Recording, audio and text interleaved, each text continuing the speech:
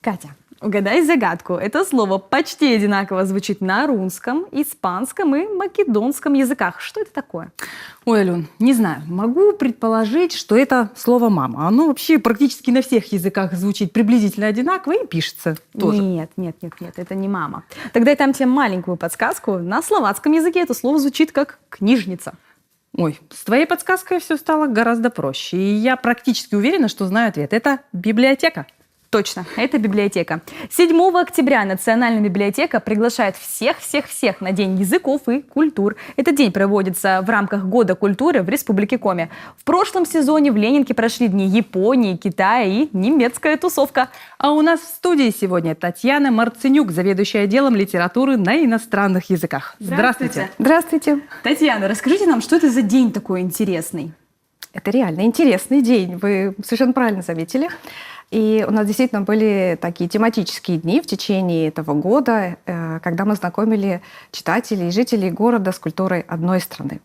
А 7 октября мы хотим познакомить... Такой фейерверк будет. Мы хотим устроить фейерверк и хотим познакомить с максимально большим количеством языков и культур в один день на одной территории, на одной площадке, и устроить такое свидание с языками и культурами. Так интересно, как это будет все происходить? То есть если я хочу, например, на испанский, например, час прийти, я могу подойти, например, к 11. Это как, по часам, или это все будет вперемешку? Вот каким образом?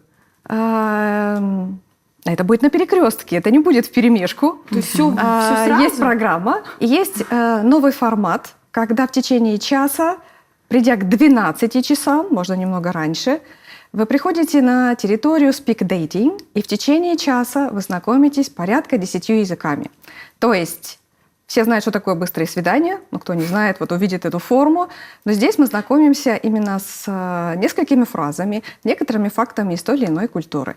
А если я хочу все слова узнать, вот прям вот, не чтобы это было не быстрое свидание, да. чтобы я вот села, например, вот хочу... Расширенное свидание. Да, расширенное. Если вы хотите расширенное следующим свидание, то, как в каждой книжнице, да, у нас есть книги, которые мы как раз представим. Это будет свидание с книгой, это будет book dating.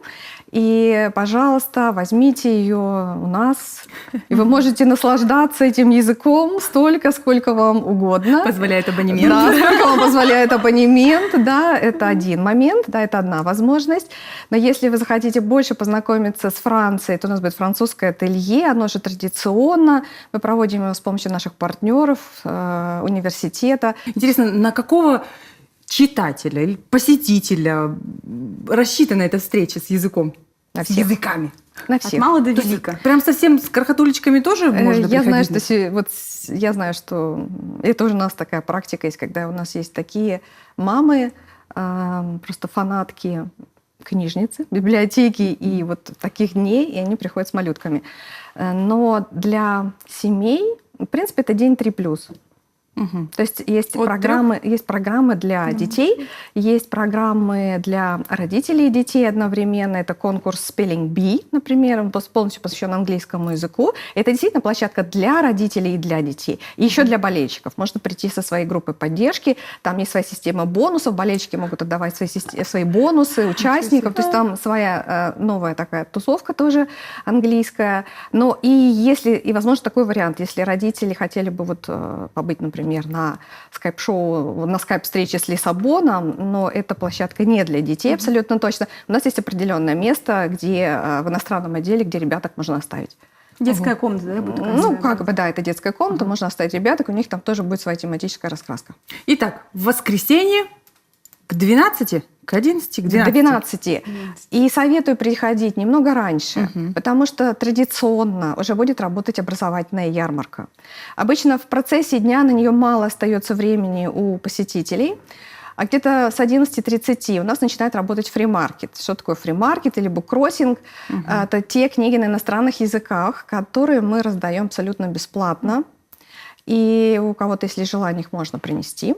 В это же время можно ознакомиться с частными языковыми школами, с их услугами, в том числе, например, с французским ресурсным центром при СГУ, с некоторыми языковыми студиями. Да? То есть это такое место, когда в один момент я узнаю, а где вообще можно учить иностранные языки в городе, и, естественно, у нас. Вот, то есть вот это время рекомендую занять до основной программы, потому что потом уже слишком много эмоций бывает и так впечатлений. Но каждый решает. точно. Мы стартуем в 12, мы открываем в 12. Спасибо большое, что пришли. До встречи Спасибо в вам. Национальной До библиотеке. встречи.